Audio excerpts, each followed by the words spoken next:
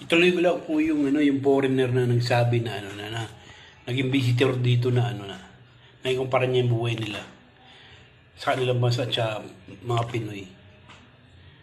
Siya, sabi niya, na kumpara niya, nakita niya, yung sa kanila, yung mga niya, yung bansa nila, yung kababayan niya, puno yung kanilang bulsa, maraming pera. Pero yung puso nila ay walang laman. Bakit? Hindi masaya, hindi payapa. Empty kumaga sa yung kulang, ang daming kulang sa kanila. Sabi ko, sa kanila puro complain eh. Puro reklamo tayo, na yung mga Pinoy, reklamo rin naman. Siyempre tao rin tayo nahihirapan. Pero tayo, hindi natin kinakalimutan na tumawa. Ang Pinoy masayahin.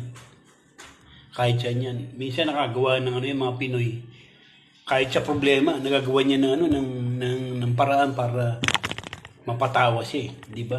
Kahit sa social media, kahit sa mga post, ang misis ko tawa ng tawa sa mga post ng mga Pinoy. Bakit? Kaya nilang yung gumawa ng mga bagay na magpapasaya sa tao. Masayahin ng Pinoy kahit saan mo dalhin. At ang kasiyahan ng